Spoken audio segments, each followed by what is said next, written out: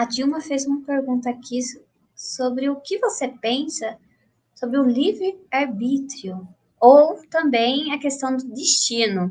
Você acha que a gente está condicionado a viver de uma forma, a gente não pode alterar o nosso destino? Essa pergunta aí é difícil de responder. Eu vou fazer uma resposta pessoal minha, Sim, sim. não é nem nada, porque eu sei que pessoas, esse é um tema muito difícil, assim. Algumas coisas eu acredito que a gente não tem o livre-arbítrio, né? E algumas coisas, sim, algumas coisas tem. Eu acho que na sua live que eu assisti, você fala sobre os bebês que iam nascer, né? Sim. Até onde e até quando a gente tem o livre-arbítrio, né? Uma vez que, por exemplo, algumas coisas mais óbvias, assim, né? Pô, eu nasci japonês, né? Então tem algumas coisas que eu não vou ter como escolher ou ter o livre-arbítrio de mudar algumas coisas da questão física, né? Sim.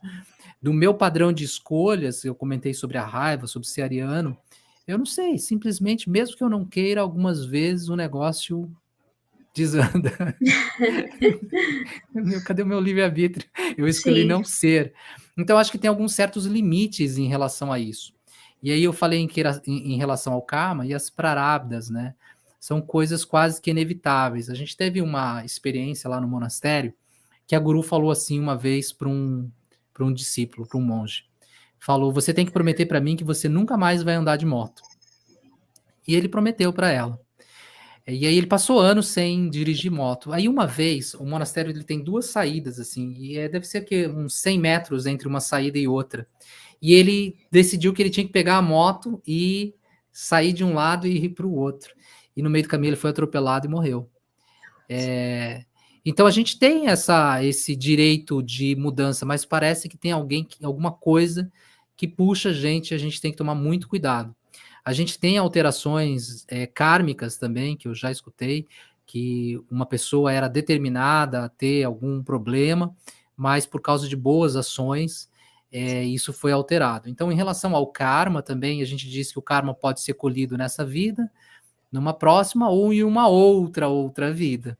Então, não necessariamente você está fazendo um monte de coisa errada e nada acontece com você, não significa que, pela lei do karma dentro do hinduísmo, que isso uma hora não vai voltar. Pode ser que não volte nem nessa vida, nem na outra, e pode vir em algum momento. Então, tem algumas coisas do livre-arbítrio, de algumas coisas, que talvez a gente tenha o poder de transformação kármico, de alguma coisa que possa acontecer e mudar essa sequência kármica negativa que poderia acontecer, e outras coisas, infelizmente, a gente não tem.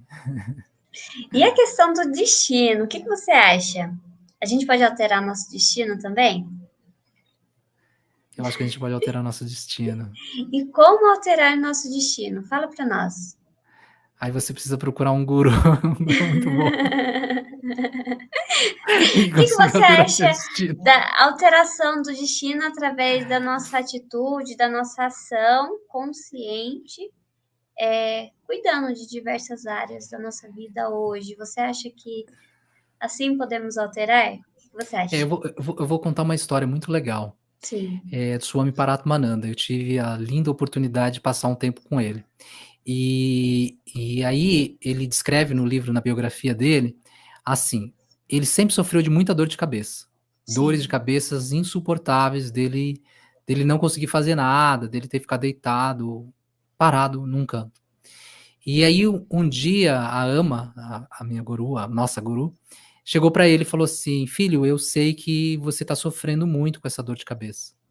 Se você quiser, a mãe pode tirar essa dor de cabeça de você, mas você vai ter que voltar em uma outra vida para reviver".